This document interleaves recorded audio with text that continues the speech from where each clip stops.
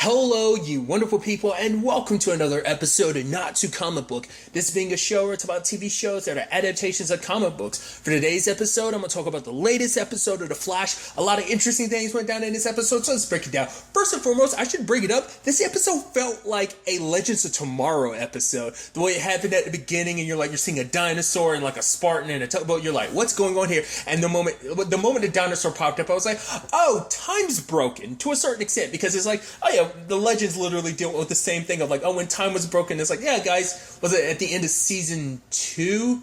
They broke time, and it's like, guys, we kind of broke time. And so it's kind of a very similar thing. So I love the 24-hour rewind, and we find out that basically Chester, who was flipping out meeting the Speed Force, and she's like, hi, Chester, and she's like, oh my gosh, the Speed Force knows my name, this is so cool, geeking out like that. It does make you wonder, how much does the Speed Force know? Like, it is a cosmic being, so is it like, it seems like it doesn't know everything, but I guess maybe it knows everything related to Barry. Maybe because its connection to Barry, like any connections Barry has, it knows through that, because obviously Chester's a new introduction in his life, so I'm wondering maybe that's what that is. I don't know. I don't think they've ever really gone into the ins and outs of that, but it's like she knows who Chester is. That, or she's just really quick on, the upkeep on information and stuff like that. I'd assume whatever Barry knows, she knows to a certain extent. I don't think it seems like there is a level of omnipotence, but it's not like a full 360 omnipotence. It seems like it seems like it's not a full blown. It seems like there are some blind spots to what the Speed Force can see. Regardless, obviously they're trying to track down like all the other forces to be able to give themselves a little bit of warning, in case any of the forces, that being Psych or Fuerza, pop up again. So when the time comes, Chester and Cisco are on top of that, which I love. Iris just being like separated at birth, because the way those two are just like so in sync and stuff like that. But nevertheless, they're setting up the device and everything, and then they get hit by a wave, but then everything disappears, and I'm like, what's going on there? Like, at first I was like, what happened to them? Like, why? I was like, did all their technology disappear? I was wondering, did they get, like, warped to an alternate world? Like, what was going on? And then all of a sudden, it's like, oh, we're stuck inside a barrier. What's going on? They go in town, and it's like, oh, they're stuck in the 90s. And it's like, Chester's, like, super psyched about it. And even Cisco's like, yeah, us being in the 90s, it's pretty cool. But it also sucks because it's like, we need to get back. So obviously it's them. And this right there, like the Chester and Cisco quote unquote shenanigans of the episode, that so much feels like a Legends of Tomorrow. This would be a Legend. The Legends have done stuff exactly like this. This was like I said, this was a Legends of Tomorrow episode in The Flash. So I think that's so pretty dope. But also I think it was a really good episode to also give us more time with Chester. Like, obviously we spent a little time with him, but this allows us to have a little bit more time and also flesh out that buddy relationship he's got with Cisco, which I think is pretty dope. But obviously, like, them first and foremost trying to repair that will mess with the device so that they can have a better job of tracking the forces, because they figure like who's ever responsible for this is a new force. It's not Psyche and it's not Fuerza. It's a new force, a time force. And so they, Chester being who he is, was able to go through the trash and find the pieces they needed. So they go to go to a high school, and they have to get in disguises. Very Legends of Tomorrow. It's like, oh, do we just go in here and steal, like, just walk around? It's like, no. We got to go here and style it. I was like, are you trying to pretend to be teachers? But it's like, nah, it's kind of like, Steve Buscemi. Which movie is that? It's a Adam Sandler movie, but I don't remember. Hello, fellow kids. I forgot what it's the movie that the memes are constantly pulled from. But I was like, I didn't know whether they were trying to be teachers, but I was like, no, they're trying to be kids, which I loved. Later on, it's like, what? No. Cisco's, one of the dudes is like, you talk like my parents. It's like, what? Cisco's like, no, I'm 17. Chester's like, I'm 16. So I love that whole bit. But I'm also like trying to, like, it's like that one dude that's like rapping, and then there's a lady who was like, yeah, like, the future's going to be death. Basically, when people are stuck doing meaningless jobs, and it's like, oh, okay, that's what she's talking about. And then the basketball dude they're asking is like, so sports. I said basketball, but I guess the way they were talking about later on, I guess it's football. But he was like, they were like, so what are you going to do in 23 years? He's like, carry the 2. And you're like, Chester's like, no, you don't carry the 2. It's like, this guy can't be the guy. But basically, they did find the dude, but he became aware of what was going on. Because it was like, they're like, oh, you want to go see, want to go to the Blockbuster so you can see The Matrix? And he was like, no, it wasn't the Blockbuster. It was like, oh, you want to go see like The Matrix? Because they were trying to blend in. He was like, The Matrix? That it? You mean the movie that hasn't come out yet? And Cisco was like, yeah, I knew it. He's like, wait a minute. If it hasn't come out yet, how do you know that? And it's like, because he figured things out. But then the time loops start over again. So not only are we just in some like time, now are we back in the 90s, we're in a time loop. They didn't go full-blown time loop, reliving the same day over and over and over again type of thing. But in that one moment, Cisco thought he was 7 again. And I love that he's like, because Chester's like, how old are you? He's like, 7, you predator or something like that. I was like, whoa.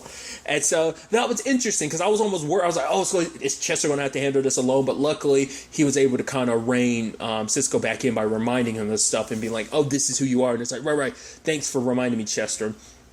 So the device protected Chester the first time, but it can't the second time because it's messed up. So they've got to jump on this immediately and try and find out who the time god is and stop. Well, at first they were trying to rebuild the device, and at first they were like, oh, let's go somewhere else to get the device, because one place would be to go to his grandma's house, but he didn't want to go there. So, but it turns out his dad bought the last one, and Chester's reluctant to go see his dad because his dad, for him, it's like, my dad chose work over me. And it's like and it's like for him, it's like this day is also important because this is the day his dad died. So it's like the last time he ever saw his dad, and obviously they weren't on the best of terms because he felt like his dad just always chose work above him. So Cisco's offering to go see him. They didn't talk about it, but obviously Cisco knows. I mean, loss isn't something that's lost upon anyone on this team. Like, obviously Caitlyn lost her dad. Cisco lost his brother. Obviously, they don't really talk about it, but let's not forget.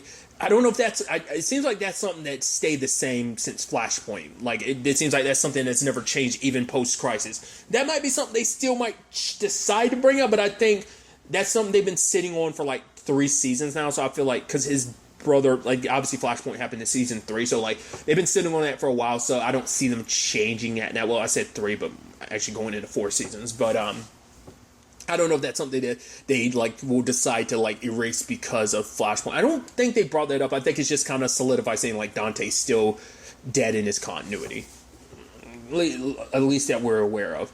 But also like obviously Barry's lost both of his parents, so obviously Iris complicated thing with. Well, Iris had a very complicated relationship with her mom, and her mom is gone now too. So it's an element that everyone can kind of understand to a certain extent, but Cisco was saying, like, I'll go talk to your dad, but, so we can get out here if that is what you really want. So Chester decides to do it himself.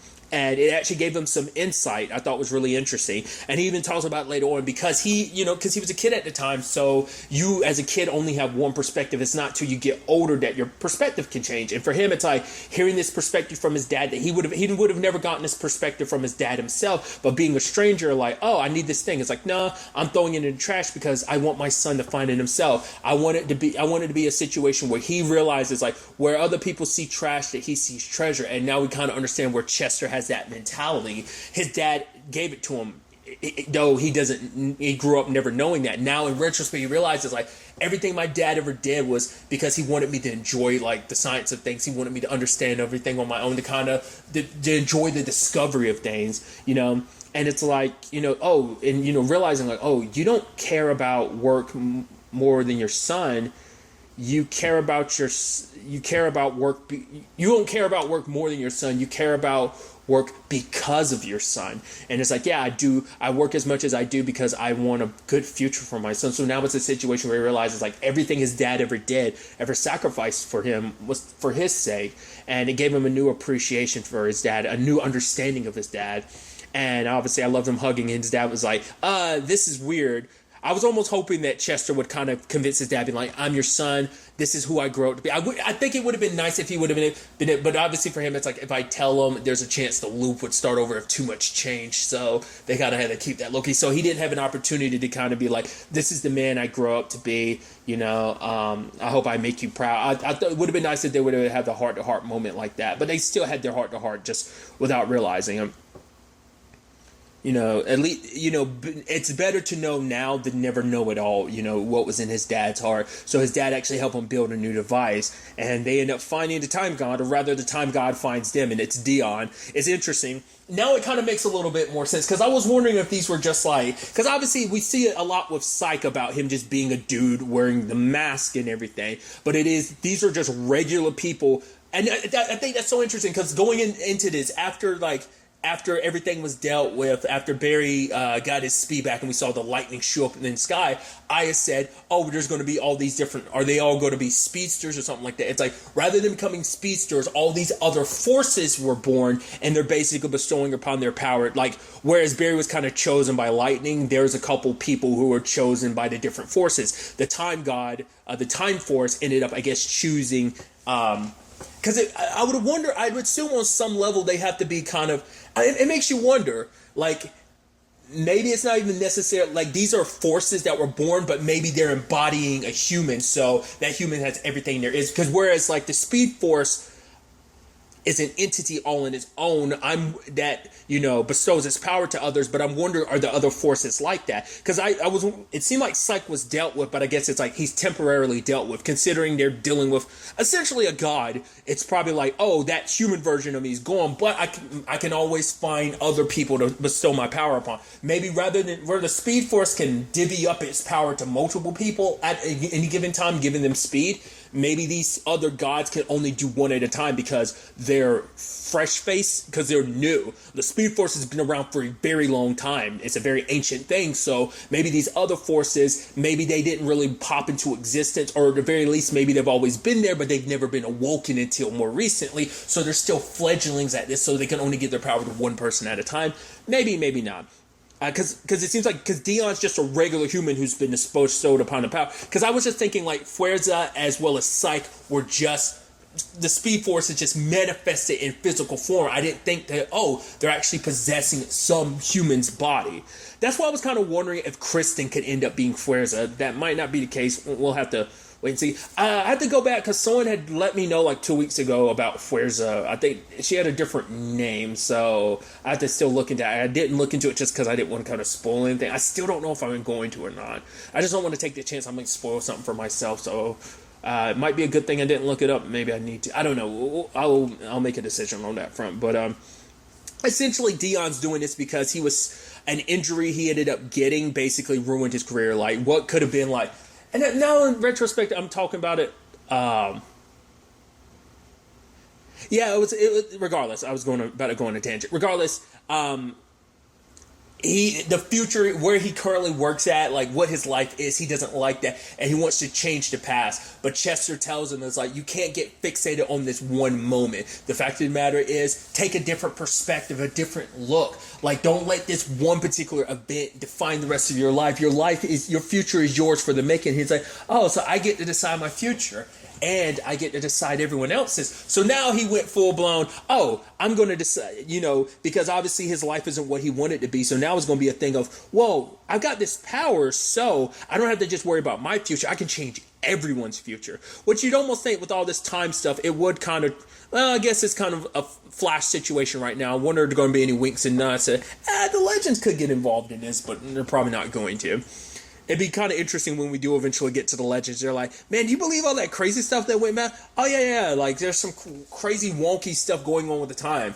It makes you wonder with all these forces running around, would that have any effect on the timeline and stuff like that? But luckily, the thing is, he's so powerful he can literally he snapped his fingers and made the device no longer exist. So they can pop up at any point in time.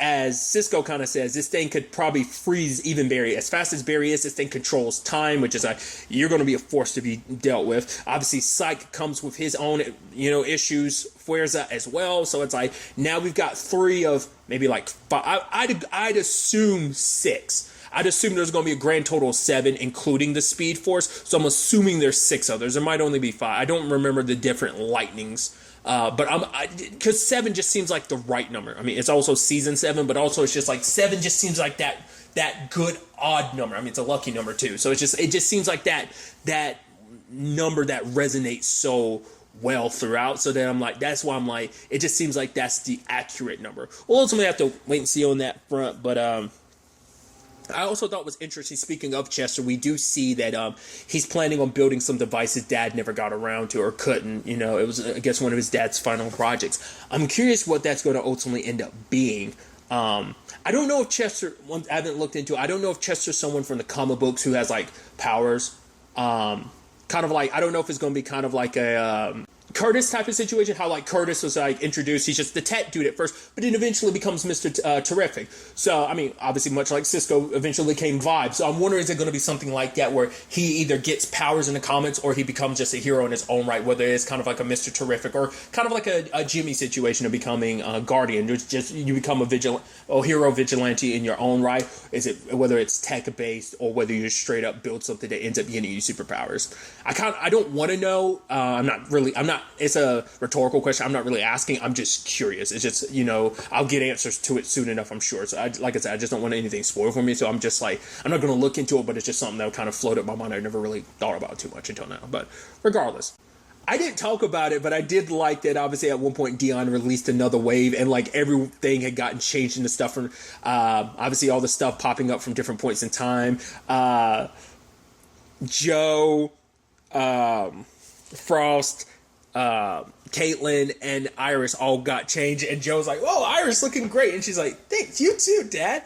I love it. Oh, Frost and Caitlin, she's like, "Thanks anyway," because it's like, I know I don't look the best. I know you're just trying to compliment me. What I thought was really interesting is if you notice, the Speed Force didn't change because it's like, I guess because they're of the same vein. It's like those type of something temporal like that can't affect the Speed Force because I guess because it exists out of space and time, so like it can't be affected in that regard, which is interesting considering the fact is Fuerza and Psyche can, but I don't know if that's some BS because it just seemed like, because later on they're like, why didn't Dion say anything about you? It's like, probably didn't know I was still alive. They're like, yeah, that's probably true. I'm like, that sounded like a half-ass answer. I'm like, the Speed Force is hiding stuff, potentially, we'll see. Maybe that's the case. Maybe the Speed Force was being honest. Because we did get some interesting stuff about the Speed Force this episode, and it's something I might have talked about it before. It's so interesting how invested in Barry the Speed Force is. Like this, I mean, but it's also because this entire show is mainly from Barry's perspective. This is Barry's story, and obviously other people's stories are tacked on as well, but the main through line is Barry's story. So we've never really seen it interact with Wally, with Jay. Like, we've never really seen its interaction with any other speedster. So, I mean, obviously, Eobard ended up getting his own Speed Force, but I don't know, it's just kind of interesting, how invested it is, because it's always kind of had like a mentor view of like, hey, I'm watching from afar, but it has intervened in times it's needed to. In particular, it seems like it's intervened the most with Barry.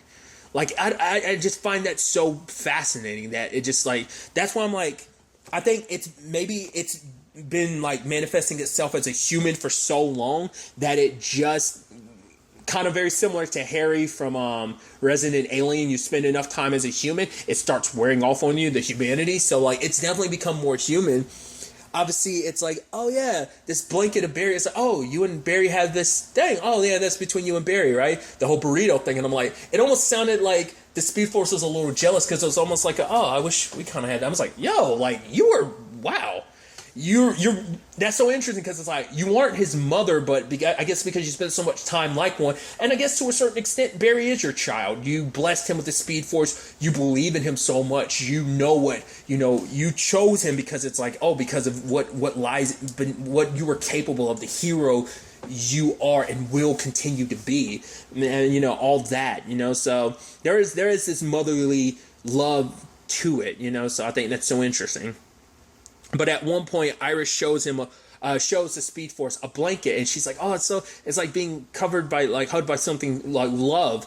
And Iris talks about the fact is that blanket was something Barry had of his mom, and it's something he doesn't talk about. Now, this was really interesting when she was like, "He doesn't even talk to me about it." It's like, wait, yeah, not, and even the Speed Force was shocked. He's like, because for Iris, it's like, talking about it makes it that much, he has to relive the pain. Like, obviously that trauma is still there. Like, when you have your mom killed and also your dad spent years in jail for it, like, that's no matter what happens, regardless of everything, you're still gonna hold some of that with you. It's still gonna be a mental and emotional scar that's probably gonna be with you for the rest of your life. There ain't no healing that. But the Speed Force felt bad because it's like, here I am parading around with his mom, and I just never really thought about how much that's still affecting him, me parading around in his mom. It doesn't seem like it has affected him as much, just because obviously it's popped up as his mom from time to time, and it's something he kind of got used to, so it's not as much of an issue. But it's still kind of like, I never thought on just how much of a level, how much that still affected him. So, which is interesting, because you would think the Speed Force would be more in tune to know, like, yeah, that's something that's going to stay with someone. There ain't no just getting over that those scars are always going to be there to some extent. That's, and I like that too. Not like it, but I think that's such a fascinating thing that he still doesn't even talk to Iris about it, because Iris kind of says, like, probably like from, like, with the exception of probably memories of from when she was little and met Barry's mom, that's probably the fullest extent of her. Because the last time Barry kind of met his mom was during Little Before Crisis. He went to Earth 3 and met Jay's wife, who is, his mom's doppelganger. So that's the last time. Well, actually, no, because killing the Speed Force was the last time he technically saw his mom in season 6. But I thought that was such a fascinating thing. But Iris is trying to make her feel better by being like, you being like his mom isn't a bad thing. It isn't like a terrible reminder. It's actually a good reminder. It's like that blanket. You're kind of like this safety net. You're kind of this warm presence of good memories. So, but later on, Iris is like, oh, you can stay with us, which Barry's almost like, yeah, sure. And it's like, oh, and it's like, Barry's almost kind of like, he didn't say anything, but it's almost got this look of, why'd you kind of agree to that without kind of talking to me first? I think what's going to end up happening it's going to be a combination of, yeah, you look like his mom, but it's also because the last time he met the Speed Force, he killed the Speed Force. Yes, Ramsey tricked him and manipulated him. He wasn't in his right mind, but it's still a thing of, I killed you and you're back, but I still did it. But we still don't know if that happening plus coming back did something.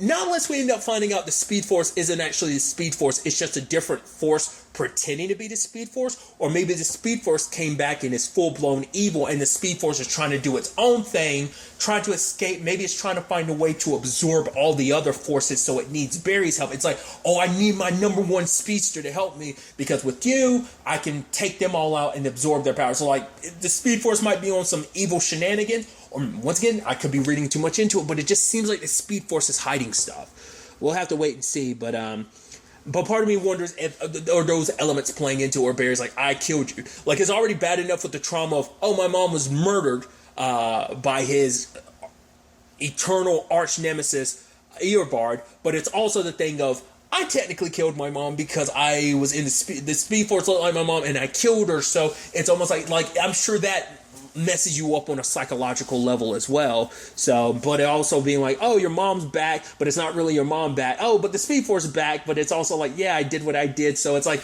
I'm sure there's major layers of conflicting feelings going on there. We'll ultimately have to wait and see, because I think that's going to end up coming up next episode, what the issues might be in that regard. But it's definitely going to be interesting to see ultimately where all of this ends up taking us going forward to the next episode. I almost forgot our stinger at the end, where Joe lets Frost know about Kristen, but it's like, I don't care. Kristen, Kramer, whoever, she wants to come and get me, she can come and bring it on. It's like, because for her, it's like, I am not going to be held back by my past of being a criminal. I'm changing. Joe's like, yeah, but let me try and, find a way to help you out. It's like, no, I'm not going to hide. I'm not going to lay low. I finally have my own freedom, and because of that, I'm not going to hide anymore. She wants to come and get me. Come and get me. It's like, you're probably asking for a lot of trouble coming your way, because it's not just going to be you that's going to get caught up in this. Sadly, Caitlyn is too, probably because they're probably going to track it back to be like, either they're going to track Frost's DNA and find out it's Caitlyn, so Caitlyn's going to get arrested even though you're both not the same person anymore. So that's probably going to be a complication that's going to end up coming up. Which I even love that whole thing of like Caitlyn's putting up art and then like, Frost puts her own spin to it, and it's like, oh yeah, like also like she ended up getting Home Dude to bring some of her stuff from one of Amulet Net's places. So that was just interesting, making herself at home and everything, making it her own spot as well. So like I said, a lot of interesting things. I'm curious to see ultimately where all of this ends up taking us going forward into the next episode. But really, that's all I want to talk about. Till the next time we meet, be happy, be safe, live life to the fullest, and enjoy it. Good day and goodbye.